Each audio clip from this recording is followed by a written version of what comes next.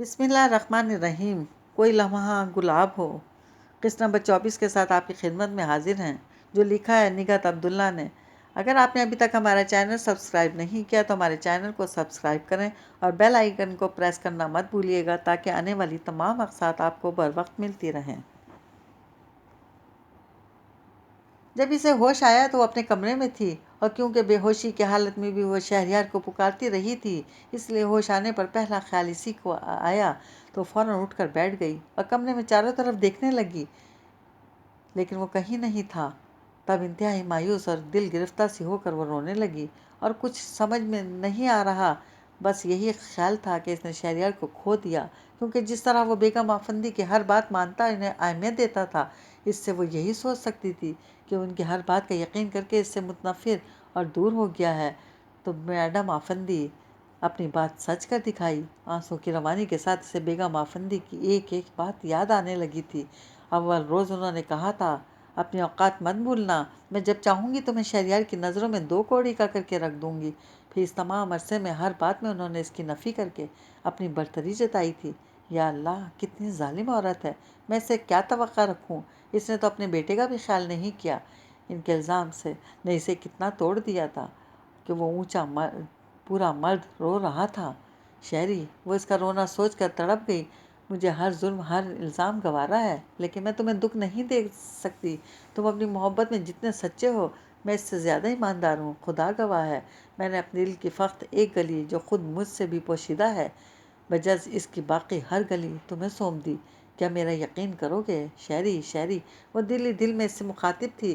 پھر اسی طرح سے پکارتی ہوئی اٹھ کھڑی ہوئی اور دروازے سے جھانک کر دیکھا۔ ہر سو سناٹے کا راز تھا۔ لاؤنج میں زیرو پاور کی مدھم روشنی سے اسے کافی رات گزرنے کا احساس ہوا تھا، جبھی وہ مزید مایوسیوں میں گر گئی اور قدم واپس موڑ کر دروازہ بند کرتے ہوئے زینے پر روشنی کی پتلی سی لکیر دیکھ کر وہ پہلے چونکی اور دوسرے پر شہریار کا خیال آتے ہی وہ بے آواز قدموں سے تقریباً بھاگتی ہوئی 2 سیڑھیاں پھلانگ کر اس دروازے تک آ کر رک گئی اور اپنی سانسیں ہموار کرنے کے بعد اندر داخل تو ہو گئی، لیکن پھر آگے بڑھنے کی ہمت نہیں ہوئی۔ شہریار کی دروازے کی طرف پشت تھی اور گو کہ دروازہ کھلنے اور اس کے آنے کی کوئی آہٹ نہیں ابھری تھی، پھر بھی وہ چونک کر سیدھا ہوا تھا۔ کون؟ شہری۔ وہ چند قدم آگے بڑھی تھی کہ اس نے روک دیا۔ وہیں رک جاؤ، ٹھہرا ہوا سرد لہجہ۔ وہ رک کر گڑ گڑائی، میری بات سنو، میں سچ سننا چاہتا ہوں، صرف سچ۔ وہ اس کی طرف دیکھے بغیر بولا، نہیں سن سکو گے، بہت تلخ ہے، تمہارے لیے بہتر یہ ہے کہ شٹ اپ۔ وہ دبے لہجے میں چیخا تھا، تم کیا جانو میری بہتری کس بات میں ہے؟ تم اگر سچ نہیں کہہ سکتی تو میں کہہ سکتی ہوں۔ وہ اس خیال سے فوراً بولی تھی کہ کہیں وہ اسے جانے کو نہ کہہ دے، اور وہ کچھ دیر خاموش رہنے کے بعد بولا تھا، میں سن رہا ہوں، کہاں سے شروع کروں؟ اس نے کہہ کر چند لمحے سوچا، پھر بولنا شروع ہوئی تو بولتی چلی گئی۔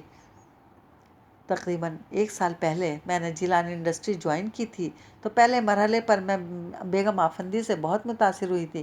ان کی قابلیت، ہوشیاری، ہر بات مجھے اٹریکٹ کرتی تھی اور حقیقتاً میں انہیں آئیڈیلائز کرنے لگی تھی کہ اچانک ایک حادثے نے ان کا اصل روپ دکھا کر ان کی شخصیت مسخ کر دی۔ جیسا کہ ماما نے کہا کہ میں مجبور تھی، مجھے پیسے کی ضرورت تھی اور پیسوں کے عوض میں نے تم سے شادی کی تو یہ ہے تو سچ، لیکن اس طرح تو نہیں ہوا تھا، بلکہ ماما نے شرط رکھی تھی۔ اس وقت جب ادھر میرے ابو ایکسیڈنٹ کے بعد ایمرجنسی میں پڑے تھے، ڈاکٹروں نے آپریشن کے لیے بھاری فیس مانگی تھی اور میں ماما سے قرض لینے گئی تھی، تو اس قرض کے عوض انہوں نے اس وقت مجھ سے ایک سادہ پیپر سائن کروایا تھا، ساتھ یہ کہا کہ جب میرے ابو ٹھیک ہو جائیں گے تب وہ اپنی شرط بتائیں گی، اور میں اس وقت کچھ سوچ کر سمجھ نہیں سکتی تھی، کیونکہ میرے پیش نظر صرف اور صرف ابو کی زندگی تھی۔ اس دوران اگر مجھے سادہ پیپر کا خیال آیا بھی تو میں نے یہی سوچا کہ ابو کے لیے میں اپنی زندگی کی قربانی کیا نیلامی بھی لکھ کر دے سکتی ہوں، اور میں کیا، میری جگہ دنیا کی کوئی بھی بیٹی ہوتی وہ اپنے باپ کے لیے یہی کرتی۔ بہرحال اللہ کے فضل سے ابو ٹھیک ہو گئے۔ اس کے بعد میں ماما کے پاس گئی تھی ان کی شرط معلوم کرنے، تب انہوں نے مجھے تمہارے بارے میں بتا کر کہا تھا کہ میں تم سے شادی کروں، پھر بچہ، اور وہ بچہ صرف ماما کا ہوگا، جبکہ میں اس گھر میں تمہاری زندگی تک رہ سکتی ہوں۔ اس کے بعد بچہ ماما کے حوالے کر کے میں اس کا دل دکھ سے بھر گیا، آواز بھی ساتھ چھوڑ گئی، اور وہ جو اس کی طرف پیٹھ موڑے بہت خاموشی سے سن رہا تھا، اپنی جگہ سن ہو گیا تھا۔ کچھ دیر خود کو سہارا دینے کے بعد وہ پھر گویا ہوئی، لیکن یہ ماما کا حکم نہیں تھا، یعنی اپنی شرط بتانے کے بعد انہوں نے اختیار مجھے دے کر کہا تھا کہ کوئی زبردستی نہیں ہے، میں چاہوں تو مان لوں یا صاف منع کر دوں، اور میں چاہتی تو منع کر سکتی تھی، لیکن پہلے مقام پر میں نے احسان مندی سے مغلوب ہو کر حامی بھری تھی، پھر ماما کے اشاروں پر تمہاری طرف پیش رفت کی، لیکن خدا گواہ ہے میں نے تم سے محبت کا اظہار اس وقت کیا تھا جب میرے دل نے تمہیں اپنا مان کر یہ عہد کر لیا کہ تم ہی وہ شخص ہو جس کی رفاقت ایک لمحے کو ہو یا ایک صدی کی، میرے لیے بس یہی زندگی ہے، اس کے بعد کچھ نہیں۔ وہ خاموش ہوئی تو گویا کائنات کی گردش تھم گئی تھی، کتنے لمحے سرک گئے۔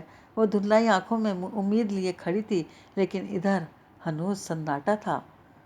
شہری، وہ دھیرے دھیرے چلتی ہوئی اس کے قریب آ گئی اور آہستہ سے اس کے کندھے پر ہاتھ رکھا تو وہ ایک دم اچھل کر کھڑا ہو گیا اور اس کی طرف دیکھے بغیر چند قدم آگے چلا گیا، تو پھر گڑبڑائی۔ شہری، میرے یقین کرو، میں نے تم سے سچ بولا ہے۔ شہریار قدر رک کر دھیرے دھیرے اس کی طرف پلٹا اور بغور اسے دیکھنے لگا تو اس نے جلدی سے آنکھیں رگڑ ڈالیں۔ شہری، میں… شہریار نے قریب آ کر اس کے ہونٹوں پر انگلی رکھ کر اسے کچھ بھی کہنے سے روک دیا، پھر پوچھنے لگا، میرے بعد کیا کرو گی؟ بچے کو ماما کے حوالے کر کے خود یہاں سے چلی جاؤ گی؟ ہیں؟ وہ سمجھ نہیں سکی کہ وہ کیا کہنا چاہ رہا ہے، پھر بھی آنکھیں اچانک پانیوں سے بھر گئی تھیں۔ بتاؤ، کیا سچ مچ ایسا ہی کرو گی؟ شہریار نے اصرار کیا تو وہ سر جھکا کر بولی، ماما ایسے ہی چاہتی ہیں، اور تم… میری بات مت کرو، میں نے تو اپنا سب کچھ تمہاری محبت میں ہار دیا۔ تم نہیں شہری تو کچھ بھی نہیں۔ اس کے لہجے میں تڑپا دینے والا دکھ تھا جسے وہ بمشکل نظر انداز کر سکا۔ باقی ماندہ حیات کا سفر کیسے کاٹو گی تنہا؟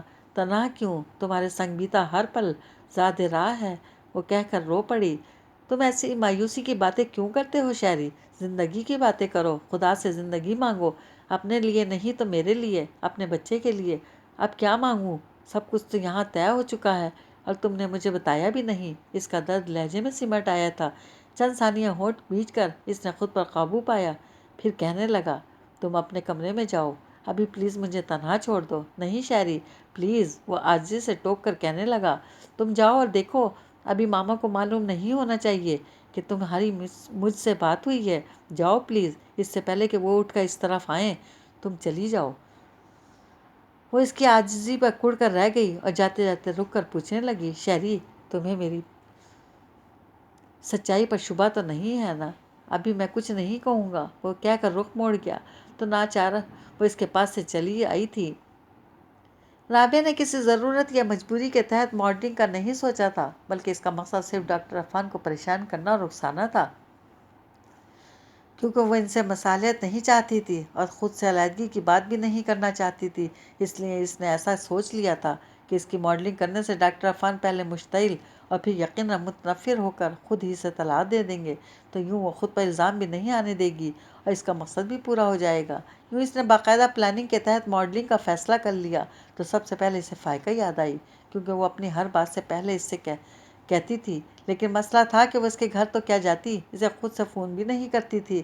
دوپہر تک انتظار کرتی رہی کہ شاید اس کا فون آ جائے، پھر مایوس ہو کر اسے گالیاں دینے لگی تو سونی پریشان ہو کر پوچھنے لگی، کیا ہوا باجی؟ کسے برا بھلا کہہ رہی ہیں؟ فائقہ کو۔ وہ اسی روانی میں بولی تھی، کیوں؟ انہوں نے کیا کیا ہے؟ سونی نے تعجب سے پوچھ اور ناگواری کا اظہار کیا۔ فون نہیں کیا، صبح سے انتظار کر رہی ہوں۔ پھر ایک دم اچھل کر بولی، چلو ذرا تم اس کا نمبر ملاؤ، مجھے اس سے ضروری بات کرنی ہے۔ تو آپ خود کر لیں۔ سونی کا اٹھنے کو دل نہیں چاہ رہا تھا۔ نہیں، تم چلو۔ وہ زبردستی سونی کو اٹھا کر ٹیلی فون کے پاس لے آئی اور ریسیور اٹھا کر اسے نمبر ڈائل کرنے کو کہا تو سونی نے محض جان چھڑانے کو فوراً نمبر ڈائل کر دیے۔ اب تم جاؤ۔ اس نے سونی کا ہاتھ چھوڑ کر ریسیور کان سے لگا لیا۔ دوسری طرف مسلسل بیل جا رہی تھی۔ کتنی دیر بعد جیسے بے دلی سے ریسیور اٹھایا گیا تھا، پھر فائقہ کی کمزور سی آواز آئی، ہیلو، کہاں مر گئی تھی؟ اس نے فائقہ کی آواز سنتے ہی غصے سے کہا، کون؟ رابعہ؟ ادھر سے تصدیق چاہی۔ پھر وہ تنک کر بولی، کسی خوش فہمی میں مت رہنا، فون میں نے نہیں، سونی نے کیا ہے۔ کیسی ہو؟ امی ابو کیسے ہیں؟ فائقہ کے لہجے کی مایوسی اور حسرت اس نے محسوس ہی نہیں کی اور اپنی دھن میں بولی، میں بالکل ٹھیک ہوں اور تمہیں ایک بات بتانا چاہتی ہوں۔ بتاؤ۔ میں ایک ایڈورٹائزنگ کمپنی میں جاب کے لیے گئی تھی اور وہاں پتہ ہے کیا ہوا؟ انٹرویو کے بعد انہوں نے مجھے ماڈلنگ کی آفر کر دی، جو اس وقت تو مجھے ناگوار گزری تھی، لیکن اب سوچنے کے بعد میں نے فیصلہ کر لیا ہے کہ میں ضرور کروں گی۔ اسے یقین تھا کہ فائقہ نہ صرف اختلاف बल्कि इसे रोकने की भरपूर कोशिश करेगी। लेकिन इसके बरक्स इधर से बहुत धीमा जवाब आया था। अच्छा, हाँ, वो मुतज्जिब हुई। तुमने एतराज़ नहीं किया, ना ही दादी बनकर मुझे समझाने की कोशिश। फजूल है, अफसुदगी से कहा गया। तो इस बार वो कुछ ठिठकी थी। सुनो, तुम ठीक तो हो? इधर खामोशी छा गई। फायका, बताओ ना, क्या हुआ है तुम्हें? इसने तेज़ होकर पुकारा। तब भी मुख्तसर जवाब आया था, कुछ नहीं। कुछ तो है। तुम्हारी सास सर पर खड़ी है? इसने अचानक ख्याल आने पर पूछा। नहीं। और शहरयार, वो कहाँ हैं? वो जल्दी जल्दी सवाल करके असल बात तक पहुंचना चाहती थी। ऑफिस। फिर तुम ऐसे बात क्यों कर रही हो, डर कर? नहीं तो। अच्छा, आओगी तो कब? इतने दिन हो गए। वो जिरह करने लगी। आऊँगी। इधर वही इख्तिसार था। कल आ जाऊँ? कल नहीं, कल शहरी लंदन जा रहे हैं, इसके बाद आऊँगी। अच्छी बात है, परसों आ जाना, मैं इंतज़ार करूँगी। इसने कहकर सिलसिला मुनक़ता तो कर दिया, लेकिन मुतमईन नहीं हुई। जैसे हमेशा इसे यकीन हो जाता था कि जो इसने कहा है वही होगा, तो अब ऐसा नहीं लग रहा था। जब ही वो कुछ देर वहीं खड़ी इसी तरह तमाम गुफ्तगू को सोचती रही, फिर सीधी अम्मी के पास आकर पूछने लगी, अम्मी, फ़ायका को आए हुए कितने दिन हो गए हैं? फ़ायका को? अम्मी सोचने लगी तो झिझला कर बोली, आप तो दिन गिनने बैठ गई। 1 हफ्ते से ज़्यादा हो गया है ना? फिर ये कि आपको इसकी खैरियत मालूम कर लेनी चाहिए। मुझे वो ठीक नहीं लग रही। इसने कहा तो अम्मी परेशान हो गई। तुम्हें कैसे पता? अभी फ़ोन किया था इसे। डरी सहमी हुई आवाज़, यूँ लग रहा था जैसे सास इसके गले पर छुरी रखे खड़ी हो। इसने कहा तो अम्मी फ़ौरन बोली, इसकी सास ऐसी नहीं है। बात सुने अम्मी, मेरे साथ जो हुआ सो हुआ। अगर खुदा न खास्ता फ़ायका के साथ कुछ बुरा हुआ तो मैं ज़मीन आसमान एक कर दूंगी। वो एकदम गुस्से में आकर चीखी थी, या अल्लाह, ये तुम्हें क्या हो गया है? मुझे कुछ नहीं हुआ, जाकर इसकी खबर लें। वो खुद से कभी कुछ नहीं बताएगी। वो अम्मी को परेशान छोड़कर पैर पटकती हुई इनके कमरे से निकल गई थी। इसका दिल अगर फ़ायका को झुठलाने पर आमादा नहीं था, तो ज़हन इस हकीकत को तस्लीम भी नहीं कर पा रहा था कि इसकी माँ किसी की मजबूरी से फ़ायदा उठा सकती है। फ़ायका के जाने के बाद इसने हर बात को बार बार सोचा था और तब भी उलझता गया था। और चूंकि ये तय था कि दोनों में से कोई एक ही सच हो सकता है, इसलिए वो ज़्यादा परेशान हो गया था कि दोनों ही इसे बेहद अजीज़ थीं। एक दिल तो दूसरी जान। वो किसका खून करे? आखिर बहुत थक के इसने फ़ैसला वक्त पर छोड़ते हुए अपने रब से बहुत आजिज़ी से इल्तिजा की थी कि जो भी हकीकत है इस पर वाज़े कर दे। इसके बाद वो बहुत रोया था, क्योंकि अंदर से बहुत खौफज़दा था। इसके बावजूद एक ख्याल की गिरफ्त जो थी कि फ़ायका का क्या होगा। सिर्फ इसकी सिक्योरिटी का सोच कर ही वो इस वक्त अपने लीगल एडवाइज़र इब्रार कुरैशी के पास आया था। आहा, शहरयार, आओ आओ, कैसे आना हुआ? इब्रार कुरैशी ने इसे देखकर खुशी का इजहार के साथ कहा तो वो मुरव्वतन बोला, आपसे मिलने को दिल चाहा, आ गया। माशाअल्लाह, आओ बैठो। बेगम साहिबा कैसी हैं? इब्रार कुरैशी अपनी चेयर छोड़कर इसके पास आ गए थे और इसका मुसाफे के लिए बढ़ा हुआ हाथ थाम कर अपने साथ सोफ़े पर बिठाते हुए बेगम आफंदी के बारे में पूछा तो इसके सीने से आप ही आप गहरी सांस खारिज हो गई थी। ठीक हैं। और तुम्हारी मिसेस? ठीक है वो भी। मैं इसीलिए बहुत परेशान हूँ। वो अंदर से इतना डिस्टर्ब था कि फ़ौरन ही असल बात की तरफ आ गया। खैरियत? क्या परेशानी है? इब्रार कुरैशी एकदम संजीदा हो गए थे। परेशानी? इसने चंद लम्हे तौक़ुफ़ किया, फिर कहने लगा, आप तो जानते हैं मेरी ज़िंदगी का कोई भरोसा नहीं। यहाँ कोई भी अपनी ज़िंदगी की ज़मानत नहीं दे सकता बेटा। इब्रार कुरैशी ने कहा, आप ठीक कह रहे हैं, लेकिन मेरा मामला और है और मैं इस पर बहस नहीं करना चाहता, क्योंकि मेरे पास वक्त बहुत कम है। अगर आप सहूलत से मेरी बात सुन लें तो मैं आपका ममनून होऊंगा। इसने कहा तो इब्रार कुरैशी से देखते हुए बोले, क्या बात है? तुम्हारी तबीयत? ये सब छोड़ें इब्रार साहब, बस आप मेरी बात सुने। वो इनकी बात काट कर कहने लगा, मैं कल लंदन जा रहा हूँ और गो के पहली बार नहीं जा रहा। हमेशा की तरह मैं पुरुम्मीद भी नहीं हूँ, मायूस भी नहीं होना चाहिए तुम्हें, बल्कि मुझे तुम्हारी मायूसी पर हैरत के साथ अफसोस भी हो रहा है। तुम माशाअल्लाह इतने ही बाहिम्मत। इब्रार साहब प्लीज़, वो आजिज़ी से टोक कर बोला, आप मुझसे ये बात नहीं करें। चलो तुम अपनी कहो, क्या चाहते हो? इब्रार कुरैशी ने कहकर यूँ नशिस्त का अंदाज़ बदला जैसे अब वो सिर्फ इसकी सुनेंगे, और वो कदरे रुक कर कहने लगा, ऐसा है इब्रार साहब कि मेरी बीवी मेरे बच्चे की माँ बनने वाली है, और ये तो मैं जानता हूँ कि मेरे बाद हर शय का वारिस मेरा बच्चा होगा, लेकिन इसे बड़ा होने में ज़ाहिर है बहुत वक्त लगेगा, और मैं चाहता हूँ इससे पहले मैं निगरान अपनी बीवी को बना दूँ, और स्पेशली ये घर, आई मीन آفندی لاج، میں اپنے بیوی بچوں کے نام کرنا چاہتا ہوں۔ اس وقت میں آپ کے پاس اسی کام سے آیا ہوں، اور آپ فوراً یہ کاغذات تیار کر لیں اور کل رات سے پہلے مجھ سے سائن کرا لیں۔ وہ اپنی بات ختم کر کے انہیں دیکھنے لگا تو ابرار قریشی نظریں چرا کر جانے کیا سوچنے لگے تھے۔ میں جانتا ہوں وقت بہت کم ہے، لیکن یہ بہت ضروری ہے، اس نے جو سمجھا اسی حساب سے کہا تو ابرار صاحب نے چونک کر اسے دیکھا، پھر بلا ارادہ نفی میں سر ہلانے لگے۔ آپ کوشش تو کریں، کل کا پورا دن ہے آپ کے پاس۔ نہیں بیٹا، یہ ناممکن ہے۔ ان کے صاف جواب پر اس نے جرا کی۔ کیوں ناممکن ہے؟ کیونکہ آفندی لاج تمہاری ملکیت نہیں ہے، نہ ہی بیگم صاحبہ کی۔ انہوں نے کہا تو اسے یوں نہ صرف بہت عجیب لگا بلکہ ہرٹ بھی ہوا۔ جب ہی کچھ دیر خاموش رہا، پھر بس اسی قدر پوچھا تھا، پھر اب میں تمہیں کیا بتاؤں؟ ایسا کرو تم لندن سے آ جاؤ۔ اس کے بعد میں لندن نہیں جا رہا، وہ اچانک ٹھٹک کر حتمی انداز میں بولا تھا۔ آپ جو بھی بات ہے ابھی بتائیں، تم بتاؤ کیا معلوم کرنا چاہتے ہو؟ ابرار قریشی نے پہلو تہی کرتے ہوئے پوچھا تو کچھ دیر انہیں دیکھتا رہا، پھر سوچتے ہوئے انداز میں بولا تھا، اس کا مطلب ہے کوئی بات ہے جو مجھ سے چھپائی جا رہی ہے، کیوں ابرار صاحب؟ نہیں بیٹا، ایسی کوئی بات نہیں ہے۔ ابرار قریشی نے اسے تسلی دی تو سوچنے کے بعد پوچھنے لگا، ڈیڈی کی تمام پراپرٹی میں میرا کیا ہے جسے میں فائقہ کے نام کر سکوں؟ ابرار قریشی نے فوری جواب سے بچنے کی خاطر اٹھ کر الماری کھولی اور اس میں سے تلاش کر کے ایک فائل نکال کر دوبارہ اس کے پاس بیٹھتے ہوئے بظاہر سرسری انداز میں بولے تھے، اکیلا تمہارا کچھ بھی نہیں ہے شہریار، اور شراکت میں سب کچھ تمہارا ہے۔ کیا مطلب؟ اس نے الجھ کر دیکھا تو ابرار قریشی وضاحت کرتے ہوئے بولے، جیلانی صاحب نے اپنی آخری وصیت میں بیٹی کا حصہ الگ کر کے باقی تمام منقولہ اور غیر منقولہ جائیداد تم دونوں بھائیوں کے نام لکھوائی تھی۔ بھائیوں؟ وہ مزید الجھا۔ ہاں، شاید تمہیں بیگم صاحبہ نے جیلان صاحب کی پہلی بیوی اور بچوں کے بارے میں نہیں بتایا۔ جی، اس نے فوراً اعتراف کیا تو ابرار قریشی کہنے لگے، میں انہی کی بات کر رہا ہوں۔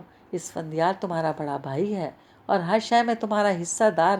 اگر تم کوئی چیز بیچنا یا کسی کے نام کرنا چاہو گے تو اس کے لیے تمہیں پہلے اسفندیار سے طے کرنا ہوگا کہ آیا وہ تمہارے حق میں دستبردار ہو رہا ہے یا تم ان سے اس کی قیمت وصول کرے گا۔ تم میری بات سمجھ رہے ہو نا؟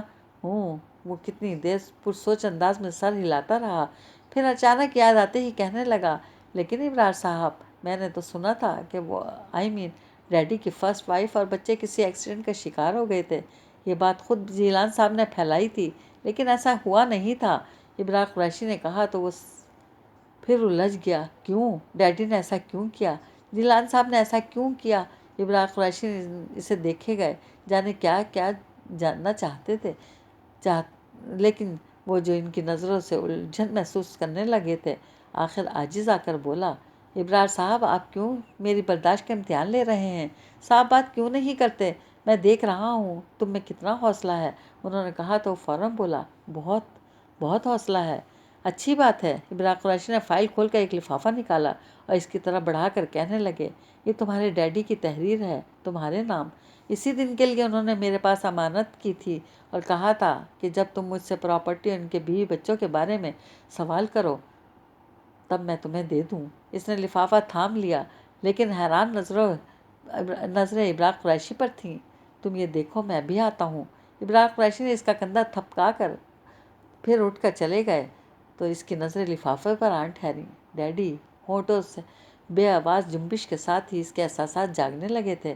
دل کبھی پوری قوت سے دھڑکنے لگا تھا اور کبھی اتھاہ گہرائیوں میں اترتا محسوس ہوتا، اور جب اس نے لفافہ چاک کیا تو اس کے ہاتھ کانپ رہے تھے، جانے خوشی تھی یا خوف، وہ خود نہیں سمجھ پا رہا تھا۔ شہریار میرے بچے، وہ یہیں پر ہی اٹک گیا تھا کیونکہ آنکھیں اچانک پانیوں سے بھر گئی تھیں۔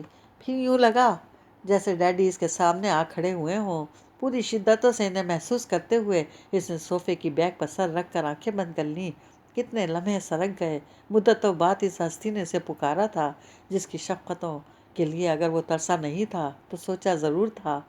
اس کا دل اچانک اس آغوش میں بیٹھنے کو مچلنے لگا تھا جس نے جانے کس احساس میں گر کر اسے پکارا تھا، شہریار میرے بچے، اور اس احساس کو چھونے کے لیے ہی اس نے آنکھیں کھولی تھی۔ پھر اس کی نظریں تحریر پر پھسلتی چلی گئیں اور اس رفتار سے اس کا دل ڈوب رہا تھا۔ جیلان آفندی نے اس وقت سے شروع کیا تھا جب انہوں نے اس کی ماں سائقہ بیگم سے شادی کی تھی، پھر اس کی تمام چالیں جو اس نے زینب و بچوں کے خلاف چلیں، اس کے بعد لکھا تھا: میں تمہاری ماں کا یقین کر کے اپنی بیوی زینب سے متنفر ہو چکا تھا کہ ایک دن اچانک مجھے زینب کا خط ملا، جس میں اس نے اپنے گھر چھوڑنے کی وجہ بتاتے ہوئے لکھا تھا کہ تمہاری ماں نے اس کے کھانے میں زہر ملا دیا تھا، جس سے وہ اتنی خوفزدہ ہوئی کہ اسی وقت بچوں کو لے کر نکل گئی تھی۔ اسے مجھ پر بھروسہ نہیں رہا تھا۔ بہرحال میں نے اس معاملے میں تمہاری ماں سے کوئی باس پرس نہیں کی اور نہ ہی اس پر یہ ظاہر ہونے دیا کہ حقیقت سے واقف ہو چکا ہوں، کیونکہ میرا خیال تھا کہ میں زینب کو تلاش کر لوں گا اور پھر اچانک اسے تمہاری ماں کے سامنے لے آؤں گا، لیکن جانے خدا کو کیا منظور تھا کہ اس کی تلاش میں میری ہر کوشش ناکام ہو گئی اور اتنا ہی میں ٹوٹتا چلا گیا۔ جانے میرے بچے کس حال میں ہوں گے، انہیں کوئی پناہ گاہ میسر ہوگی کہ نہیں۔ ہر پل مجرمانہ احساس میں گر کر میں اپنی زندگی سے مایوس ہو گیا تھا۔ میرا دل چاہتا کہ میں سائقہ بیگم کو عبرتناک سزا دوں، لیکن پھر مجھے تمہارا خیال آتا۔ بچے کو بنانے اور بگاڑنے میں سب سے اہم کردار اس کی ماں کا ہوتا ہے، اور میں نہیں چاہتا تھا کہ تمہاری شخصیت مسخ ہو، اس لیے میں نے تمہاری ماں کی پردہ پوشی کر کے ہر پوچھنے والے سے یہ کہہ دیا کہ زینب ایکسیڈنٹ کا شکار ہو گئی ہے۔ لیکن اب میں کچھ نہیں چھپاؤں گا، کیونکہ تمہاری ماں انتہائی خودغرض اور بے رحم عورت ہے، اور یاد رکھنا بیٹا، ایسی عورت اپنے مفاد کے لیے کچھ بھی کر سکتی ہے۔ خدا نہ کرے کہ یہ کبھی تمہارے ساتھ کوئی گیم کھیلے۔ اگر ایسا ہو تو زینب کی طرح خاموشی سے راہ فرار اختیار کر لینا، اس کے مقابل ڈٹ مت جانا، کیونکہ یہ بہت خطرناک عورت ہے۔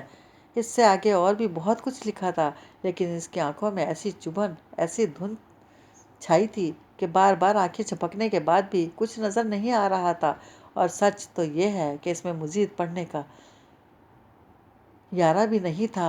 بہت نڈھال سا اس نے پھر صوفے کی بیک پر سر رکھا، تو جہاں آنکھوں میں ٹھہرا پانی کناروں سے چھلکا، وہیں ہونٹوں نے بے اختیار اسی کو پکارا تھا جس کے خلاف دل میں نفرتوں کا آتش فشاں پھٹنے کو تیار تھا: ماما، ماما، ماما۔ جیسے معصوم بچہ ہر تکلیف میں ماں کو پکارتا ہے، وہ بھی ویسے ہی ورد کر رہا تھا، لیکن اندر درد اتنا تھا کہ ٹھہر کے نہیں دے رہا تھا، بلکہ مزید بڑھتا جا رہا تھا، اور اس حساب سے آنسو، جبکہ ذہن میں آندھیوں کا شور تھا۔ شائیں شائیں کی چنگھاڑتی ہوئی آوازوں میں اچانک ایک چیخ ابھری تھی: شیری، اس سے بڑا سچ یہ ہے کہ میں تم سے محبت کرتی ہوں۔ خدا کی قسم شیری، میں تم سے محبت کرتی ہوں۔ اس کے ورد کرتے ہونٹ یک لخت ایک دوسرے میں مدغم ہو کر رہ گئے تھے: یاد رکھنا بیٹا، ایسی عورت اپنے مفاد کے لیے کچھ بھی کر سکتی ہے۔ ایک اور آواز ابھری تھی، اور پھر دونوں آوازیں گڑبڑ ہونے لگی تھیں: ابو کا ایکسیڈنٹ ہوا تھا، میں اس وقت کچھ سوچ بھی نہیں سکتی تھی۔ ماما نے شرط رکھ کر مجھ سے سادہ پیپر سائن کروایا تھا۔ خدا نہ کرے کہ یہ کبھی تمہارے ساتھ کوئی گیم کھیلے۔ اگر ایسا ہو تو خاموشی سے راہ فرار اختیار کر لینا، اس کے مقابل ڈٹ مت جانا، کیونکہ یہ بہت خطرناک عورت ہے۔ خطرناک عورت، خطرناک عورت۔ اس کا سر پھٹنے لگا تھا۔ یا اللہ! اس نے دونوں ہاتھوں سے چہرہ ڈھانپ لیا۔ الہی، مجھے چھپا لے، میں اب کسی کو منہ نہیں دکھا سکتا۔ بے خبری میں کیسے سر اٹھا کر جیا جو اس بے خبری میں مر جاتا۔ اب تو ہر پل عذاب ہے۔ اس سے پہلے کہ ساری حقیقت دنیا کے سامنے آئے، مجھے چھپا لے، مجھے چھپا لے۔ وہ شدت سے رو رہا تھا۔ تبھی ابرار قریشی آ گئے، اور شاید صورتحال ان کے لیے غیر متوقع نہیں تھی، اس لیے چونکے نہ ٹھٹکے، اس کے برعکس خاموشی سے اسے دیکھنے لگے۔ پھر غالباً اس کا رونا برداشت نہیں ہوا تھا، جب ہی بے اختیار اس کا کاندھا ہلا ڈالا: بس کرو بیٹا، بہادر بنو، تمہیں ابھی بہت لڑنا ہے۔ کس کے لیے؟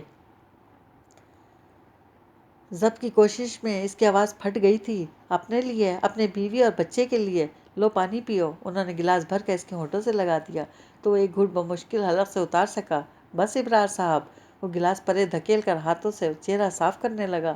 وہ چاہ رہا تھا کہ فوراً یہاں سے اٹھ کر چلا جائے، لیکن اس میں اتنی ہمت ہی نہیں تھی۔ سارا جسم بے جان ہو رہا تھا۔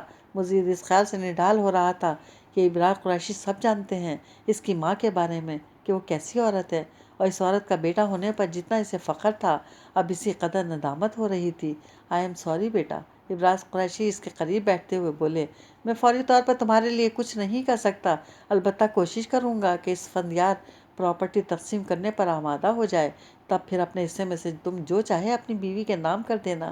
اس نے بے دھیانی ہی میں ان کی بات سنی تھی، لیکن پھر اچانک اس فندیار کے نام پر چونکا تھا اور انہیں سوالیہ نظروں سے دیکھنے لگا۔ اس فندیار؟ تمہارا بھائی؟ انہوں نے کہا تو وہ فوراً پوچھنے لگا: آپ جانتے ہیں انہیں؟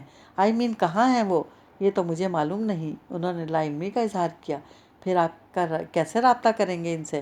وہ خود فون کرتا ہے کبھی کبھی، اور صرف مجھے ہی نہیں، بیگم صاحبہ کو بھی۔ ابھی 4 روز پہلے اس کا فون آیا تھا۔ کیا کیا کہہ رہے تھے؟ اس کی بےتابی پر ابراق قریشی ذرا سا مسکرا کر بولے، وہ بھی تمہارے بارے میں اسی طرح پوچھتا ہے۔ کیا کہہ رہے تھے وہ؟ اس نے انسنی کر کے اپنی بات دہرائی تو ابراق قریشی مایوسی سے بولے، کوئی خاص بات نہیں کی، ہمیشہ یہی کہتا ہے میں جلدی آؤں گا، اور میں نے اس کا اتا پتہ معلوم کرنے کی بہت کوشش کی لیکن وہ ٹال جاتا ہے۔ یہیں اسی شہر میں ہے؟ اس نے پھر پوچھا۔ نہیں، وہ مختصر جواب دے کر اٹھ کھڑے ہوئے تو وہ ان کی تقلید کرتا ہوا بولا، میں چلتا ہوں ابرار صاحب۔ اچھا، پھر کل تم لندن جا رہے ہو؟ شاید۔ وہ اسی قدر کہہ کر باہر نکل آیا، لیکن پھر اس کی سمجھ میں نہیں آ رہا تھا کہ وہ کہاں جائے۔ گھر جانا چاہتا تھا لیکن اب وہ خود بھی فائقہ کا سامنا کرنے کی ہمت نہیں پا رہا تھا، جب بھی مختلف سڑکوں پر گاڑی دوڑاتا ہوا جانے کس ویرانے میں نکل گیا تھا۔